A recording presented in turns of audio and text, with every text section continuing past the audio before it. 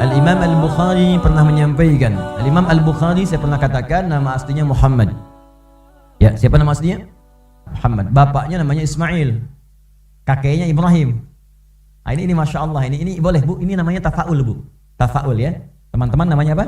Tafaul. Tafaul itu memberikan nama pada anak, nama dengan orang-orang soleh atau para nabi sebelumnya.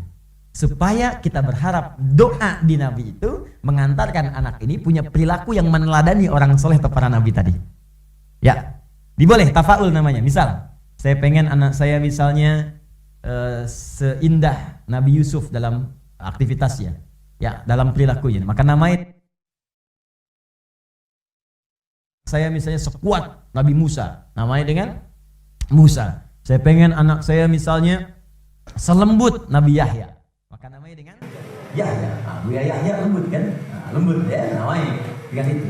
Saya pengen yang paling mencakup sifat-sifat kebaikan, maka saya namai anak saya mengikuti tafaul kepada Nabi Muhammad SAW. Namanya dengan Muhammad. Ini Al-Bukhari ini menarik nih. Namanya Muhammad, bapaknya Ismail. Bukankah kakek Nabi Muhammad yang ke-29 Nabi Ismail? Bukankah bapaknya Nabi Ismail Ibrahim? Ini unik nih Bu, Pak. Ini Masya Allah, ini direncanakan apa memang seketika gitu kan? Kakeknya Ibrahim punya anak Ismail. Ismail punya anak Muhammad. Bukankah Muhammad ke Ismail ke Ibrahim satu turunan? Ya, coba deh kita ingat-ingat lagi. Masih ingat?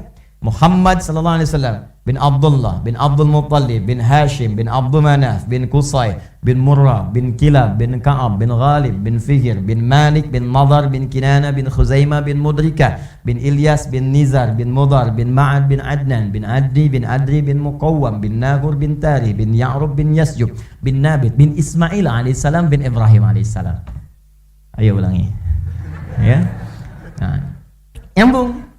Muhammad, Ismail, Ibrahim. Makanya itu mendapat keutamaannya semua. Ya, Ibrahim dengan sifat ketegarannya tegar. Begitu ayahnya meninggal, Al-Bukhari kan meninggal ayahnya. Ya, dalam usia kurang lebih 2 tahun. 2 tahun meninggal, 4 tahun matanya buta. Al-Bukhari. Ya, kemudian Ismail itu kepatuhannya kepada orang tua tinggi. Bukankah Ismail itu dengan ibundanya Hajar berjuang kan?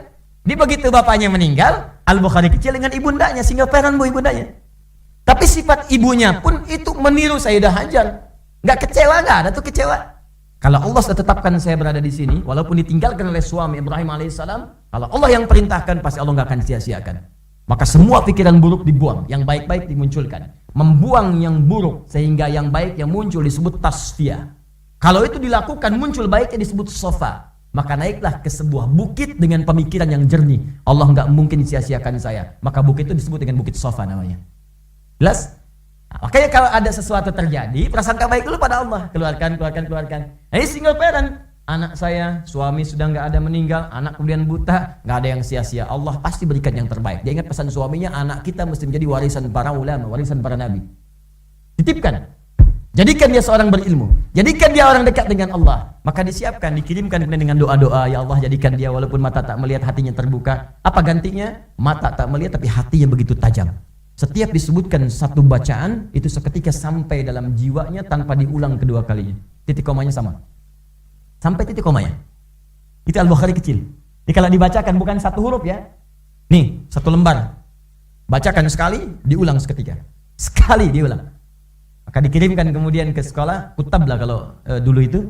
Masuk belajar, dengan syekhnya dibacakan dengan surah Qaf pada saat itu. Begitu dibacakan, syekhnya cuma nguji aja. Tuan Hafiz, siapa yang sudah hafal kata syekhnya? Tiba-tiba anak ini usia 4 tahun yang paling kecil di halaqah itu angkat tangannya. Hafidtu ala dhahri qalbi syekh. Saya sudah hafal dalam jiwa saya, hafal dalam kepala. Itu kalimat yang benar. Bukan hafal di luar kepala. Kalau di luar kepala masih di luar, belum masuk. Ya, hafal dalam kepala saya. Coba bacakan, iqra. Ta'al ya bunai, maju nuntun, raba-raba. Ke depan suruh baca. Begitu dibaca, bacaannya, makhrajnya, sifat hurufnya sama persis dengan syekhnya.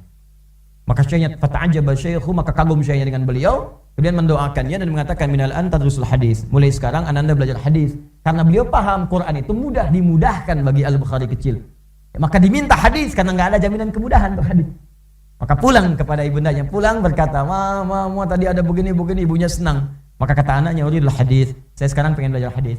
Kata ibundanya, "Ittafi bil Qur'an." Cukupkan dengan Quran dulu. Karena kamu ada keterbatasan. Kata anaknya, "La uridul hadis." Tidak, saya pengen belajar hadis. Karena dia yakin dengan amanah gurunya. Gurunya ini kalau ngarahkan, ini insya Allah benar. Orang tua ditaati, guru pun dipatuhi. Saya pengen hadis bang, hadis katanya. Maka merabak jalan masuk ke kamar, ibundanya melihat, terenyuh hatinya, ibundanya masuk ke dalam kamarnya, hamparkan sejadah, sholat, kemudian berdoa kepada Allah. Dalam doanya lelah sampai lelah menangis mohon kepada Allah, kalimatnya sangat populer. Yal basir, yalladzi ala kulli syai'in qadir, a'id basirat tabni. Yal basir, yalladzi ala kulli syai'in qadir. Hai Allah yang maha melihat. Jadi kalau Anda ingin minta, sebut nama Allah sesuai hajat kita. Namanya Al-Asma'ul Husna. Dalilnya Quran surah 17 ayat 110. Qulid Allah awid ar-Rahman ayyamma tad'u falahul asma'ul husna. Ya. Kemudian juga ada disebutkan di Quran surah ke-7 ayat 180. Ya, walillahil asma'ul husna fad'uuhu biha. Allah punya nama-nama terbaik. Kalau Anda punya kebutuhan, cari nama yang sesuai dengan kebutuhan Anda. Pengen ilmu, ya Al-Alim. Pengen rizki, ya Razzaq. Ini pengen matanya, penglihatannya balik, maka disebut namanya ya Al-Basir. Ya Allah yang maha melihat, yang tidak punya batas dalam kuasamu. Karena kata medis ini terbatas, gak bisa lihat. Kata klinis, buta permanen. Engkau tak punya batas dalam pemberianmu untuk penglihatan. Maka mohon ya Allah, kembalikan penglihatan anakku. Itu sampai kemudian capek, lelah, tertidur. Dalam tidurnya bermimpi bertemu Nabi Ibrahim alaihissalam. Disampaikan, anakmu akan melihat lagi. Gitu. Nah, saat itu sedang membacakan tadi tertidur, bermimpi, Al-Bukhari kecil mengulang surat Qaf tadi sampai ayat 22. Lihat. Ini indah sekali. Jadi ada korelasi. Jadi kalau ibunya dengan anak itu nyambung, ayah dengan anak nyambung, ya, ada roh yang satu chemistry, satu jaringan, rohun mujannada. Ya, kalau dalam bahasa ungkapan orang Arab demikian. Jadi roh satu dengan yang lainnya itu akan akrab kalau dia memang terbiasa beramal soleh demikian. Anak dengan ibu punya perasaan, tapi kalau amalannya benar, itu amalan itu akan saling menjaga. Ibu berdoa minta anak dikembalikan penglihatan, anak mengulang hafalan. Begitu sampai di ayat 22, Quran surah Qaf tadi, surah 50 ayat 22, perhatikan kalimatnya. Laqad kunta ya fi ghaflatin min hadza, fakashafna anka ghita'aka, fabasaruka al-yawma hadid. Laqad kunta fi ghaflatin min hadza, sungguh engkau sebelumnya enggak bisa ngelihat.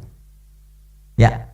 Fakashafna anka ghita'aka, maka kami buka kemudian penutup di matamu itu yang membuat kamu enggak bisa lihat. Wa basaruka al-yawma hadid, maka mulai hari ini pandanganmu akan menatap dengan tajam. Sebetulnya ayat ini bicara tentang kondisi hari kiamat yang enggak nampak surga neraka segalanya, enggak nampak pada kita, maka dibuka hijabnya terlihat semua.